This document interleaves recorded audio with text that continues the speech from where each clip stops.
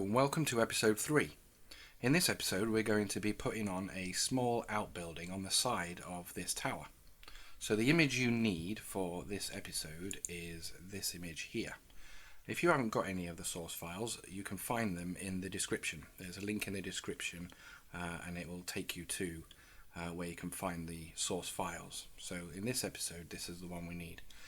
In this episode we're going to be cutting out a section of this building, resizing it and then placing it onto the building. We're also going to look at perspective and getting the perspective right to suit the scene, and we're also going to look at colour toning and shading to make sure it matches the environment. So we'll start by choosing the pen tool to select this building. So what we'll do is we'll just work from the top, really, the apex, and just click on there and then just bring it down. We've got a bit of a drain pipe here which I'm not too bothered about, so I'm just going to come inside there and just come down, just come straight down. There's a little bit of a bit that sticks out there, so we'll just go around that, come down,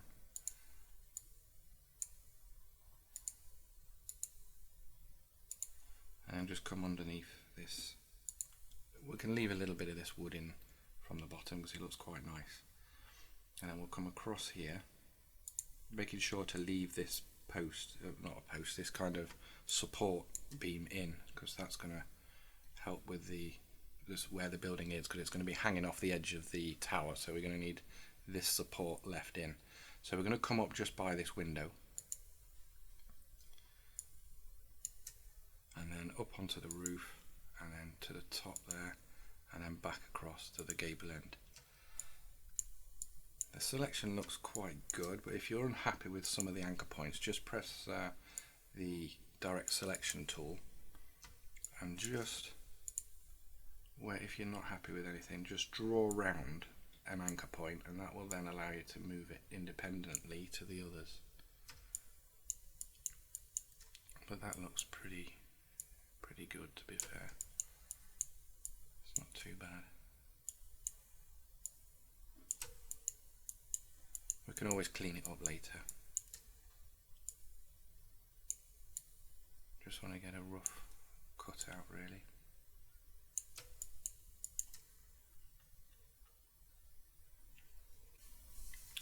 Yeah, so there we have it. There we've got it. So now Command Enter or Control Enter, depending on if you've got a Mac or a PC, to get the marching ants around the building.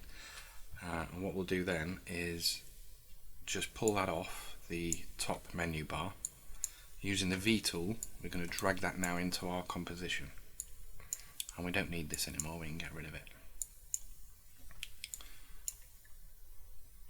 So now we're going to make that layer into a smart object. So we right click and say convert to smart object. And we do that just so we can keep the quality when we're resizing it. Otherwise, if we left it as a rastered layer, a normal layer, if we was to resize, press enter and commit to that and then resize it again and make it bigger, we could lose quality. It'll start to go blurry, and we don't want that. We want it to maintain quality while we're resizing it. So we're just going to resize. By the way, to put the anchor points on, you want Control T or Command T, depending on if you're using a Mac or PC. So we'll just resize it to the sort of dimensions of this tower. Now when I first did this originally, I did it a little bit small when I was in my original composite, so I'm going to make it a bit bigger this time.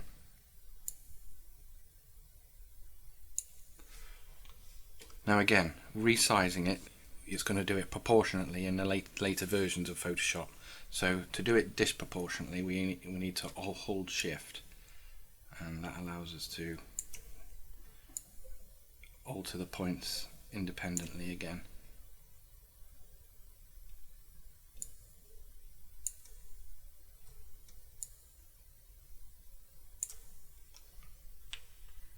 That don't look bad actually, looks okay.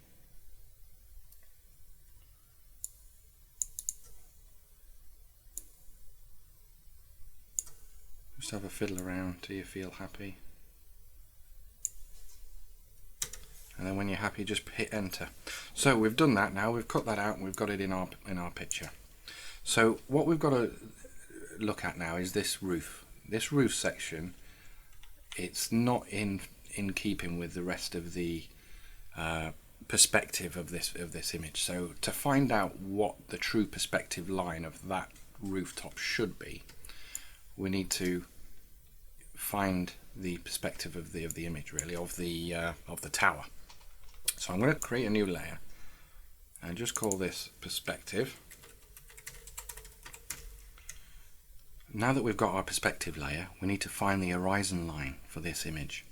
So if we just drag down from the top, we want to roughly place this line where we believe the land to end and the sky to start. If you can imagine looking out to sea, where the water would end and the sky would start, that's the horizon line. So in here, I know the mountains are jutting up above the horizon line, but if you can just imagine the mountains weren't there, that is roughly where that would happen. If we just get rid of the mountains, you can see sort of that we've got this hill coming over the horizon, but generally that's sort of roughly where that horizon is. So now what we need to do is find out the perspective of this building, and we can do that by looking at that angle there and this angle here. But because this is the angles facing down and in this direction, we're more interested in that angle there. So just stick with me. It'll make sense in a moment. So we've got our perspective layer. We'll just choose the line tool and we want to make the colour red so it'll stand out, and the weight probably about 10.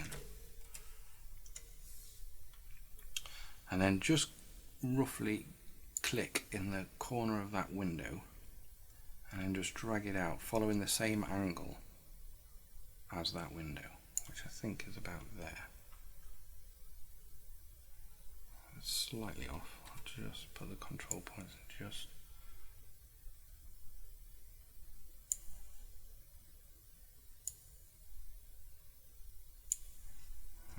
right. So it's crossing the line. If I just extend that a little bit. Crossing the line right on the edge of the frame. So what we'll do now is we'll find our reference. So click on the top of the gable end of that building, and now, oh, I can't do that, just hold on, just let me get rid of that. I just need to see the outside of the building, so I'll just zoom out a little bit. That's it. Now click on the top of that building there and then just drag out, and you want your line to cross exactly where the others cross the horizon line, which is roughly about there. So now we can see how far out this top is. This sort of roof needs to come up and meet this line.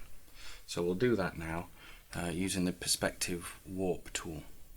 So going back to our outbuilding layer, I'll just call that outbuilding. So going back to that layer, we want to rasterize that now. Now it's in situ. So we want to rasterize that, and then we want to make a selection of this front face and put it on its own layer to keep it intact. So we'll just use the pen tool again and just lower the opacity of that just so I can see the top. And then just use the pen tool again and just quickly make a selection of just the front face. So just follow my steps. So we've just gone round it roughly, and then we'll hit Control Enter or Command Enter and make that into a selection, and then you want Control J or Command J to put it on its own layer. I'm just going to call that face, and just call that outbuilding.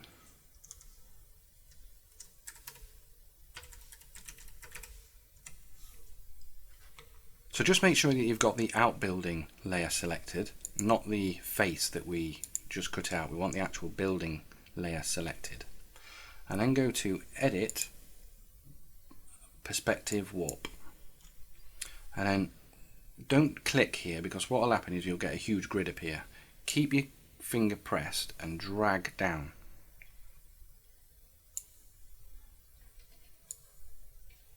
And then with these lines that you see in the grid, we want those to follow the perspective of these lines here. So just move everything around until they kind of suit that line of trajectory in that front face. So there we are. Looks as though it looks like a bit like that. So we've got half that front face selected, and then just drag out another one, and then they'll snap together. That's what we've seen. It's just snap together. That's what we want.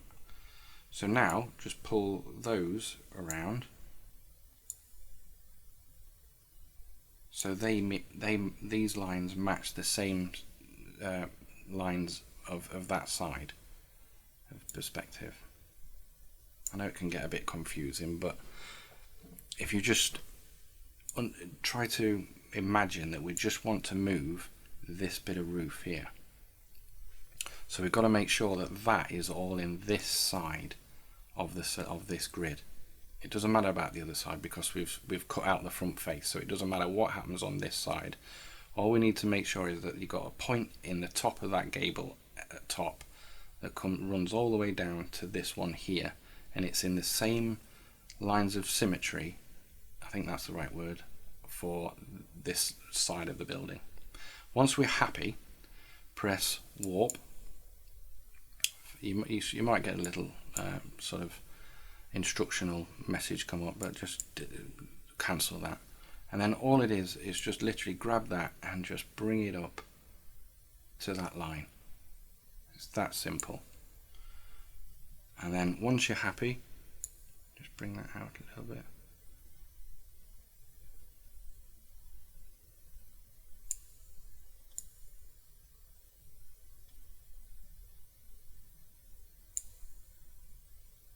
Once you're happy, just hit the tick, and that's it. So we've got our front face. If we didn't have a front face, you can see how distorted that looks now, but because we cut it out, we've managed to keep that intact, and it doesn't look too bad. So what I'm going to do now is I'm just on the face layer, I'm going to go to Edit, Transform, and I want Distort, and I'm just going to play about with it, but just be careful not to distort it too much, because we still want it to look realistic.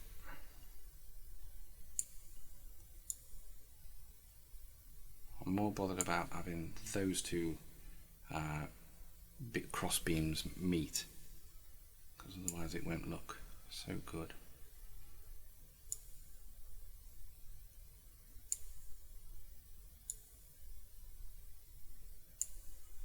There. Now I'm just going to do some finishing touches, because I just want to do some puppet warp on the building itself. So I'm going to go to the building layer and go to Edit, Puppet Warp, and I'm going to place a pin there, a pin there, a pin there, and a pin there, and that just keeps that in place. And then I'm just going to place a pin there and just experiment, really, just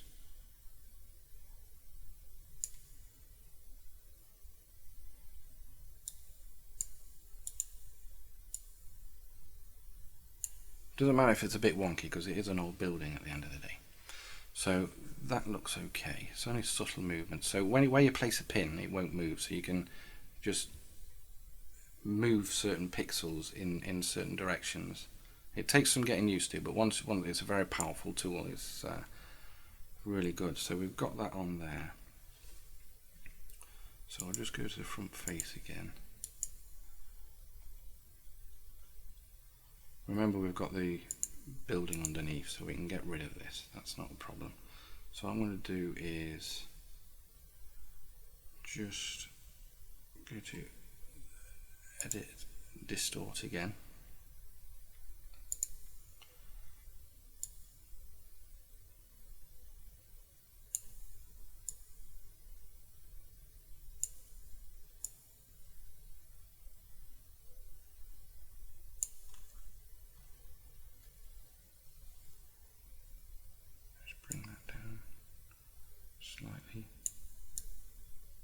because I want it to be in keeping with the perspective on this side of the building as well. That's the important thing.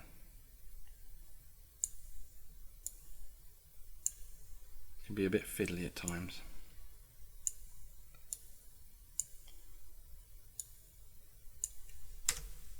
That's not too bad. Right, what we'll do is we'll merge those together, merge layers, and then we'll just put a mask on there and painting in black.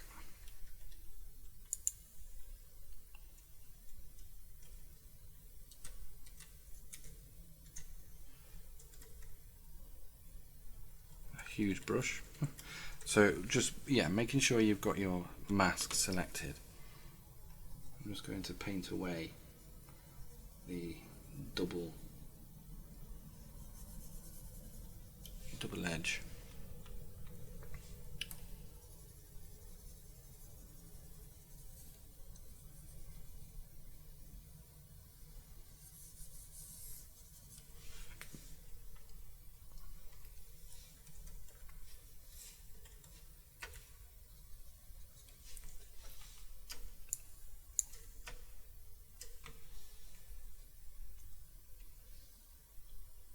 That's not looking too bad actually. I'm going to get rid of this shadow here as well. So what I want to do as well is match the perspective of this line under here. So what I'm going to do, I've got to be careful not to, I'll just use Puppet Warp I think again, making sure I've got the building selected. Go to Edit, Puppet Warp, and I've got to pin. Keep that pinned, that pinned, that pinned, and that pinned. And I want to literally bring down that. That's better. Bring that up a little bit. Bring this down.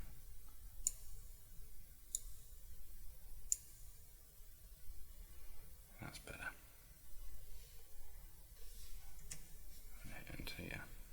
It's still a little bit out, so I'll just do that again. Edit. Puppet Warp, pin that, pin that, pin that, pin that. So I'm just chucking pins in that I don't want moved, and I want to move that up. I want to bring that down. And yeah, that's not bad. That's not bad. From a distance, that don't look bad. That's okay. I'm happy with that. So we'll get rid of the perspective layer. We've got that building in and it's in perspective. So now what I'm going to do is I'm just going to clean it up a little bit. Again, painting in black. Just going to get rid of, sorry, am I painting white? That's why I'm painting black. Just get rid of that. I've got quite a soft brush. I'm just going to harden that up a little bit.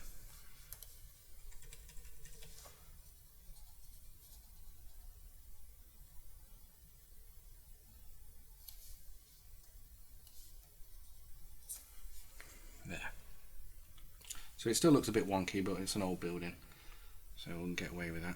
So what we'll do is we'll just tone it now, because that side of the building, as you can see, is quite heavily in shadow. So we need to make sure that this building's also in shadow.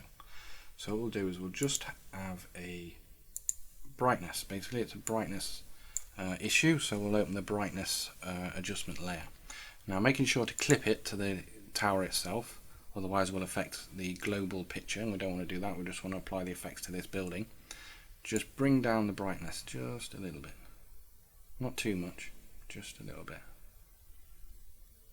I say not too much, minus 80, it's quite a lot. But just just do it by eye, really. So that's not too bad. Let's have a play with the contrast. Do we need to? Yeah, bring the contrast up a little bit, because those darks really bring out the contrast. So that's before, that's after. So what I'm going to do now is I'm just going to apply a gradient to that side of the building, because although it's dark on that side, it would still catch some light from this side here. So we've got white to black, so just bring in just a little bit of a gradient Just probably a little bit less than that actually.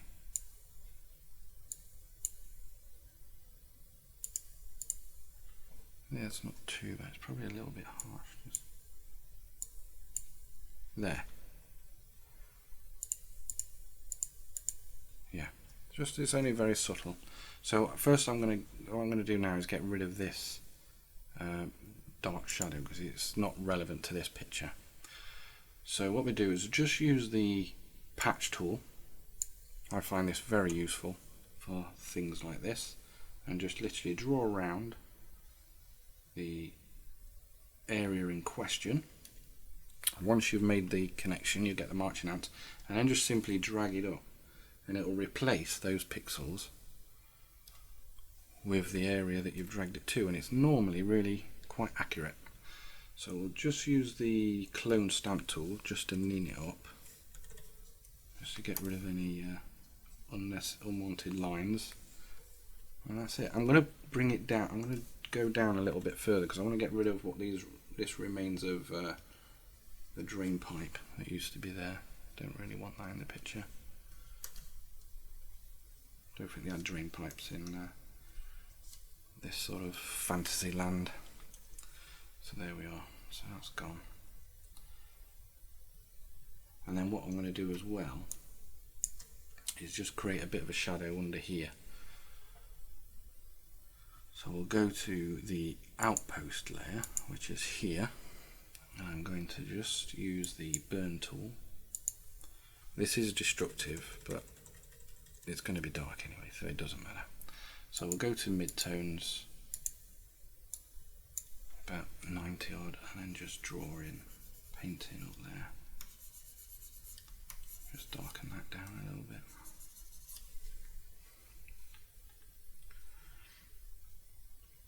Yeah, that's not too bad. I'm just going to bring in that on the building layer. Sorry, not the building layer, the layer mask of the building layer, and just bring in that sort of guideline that runs under and sort of through the roof.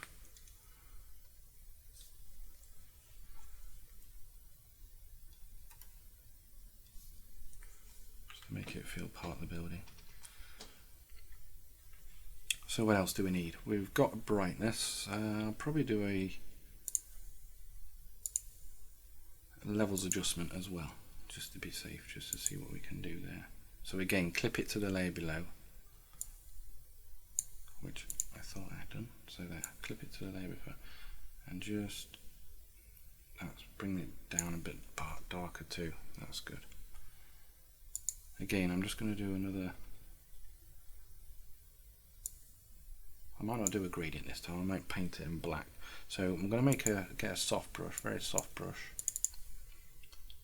Put the opacity down, but make it quite big.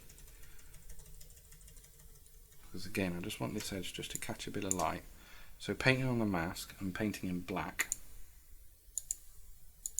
Just bring back a little bit of light on that side.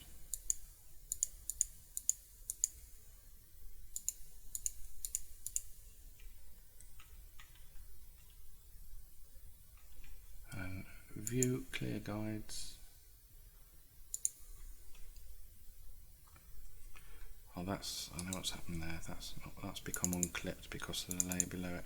So I'll just clip that back in. Get rid of that. So there we have it. We've got the little outbuilding on the side of the tower. So join me in episode 4, where we'll be putting a reflection in the water of both the tower and the outbuilding. Now they're attached, we can create the reflection. So thank you. I hope you've learnt the necessary tools to be able to attach small buildings to other buildings and look at perspective as well. So again, thank you, and see you in the next episode.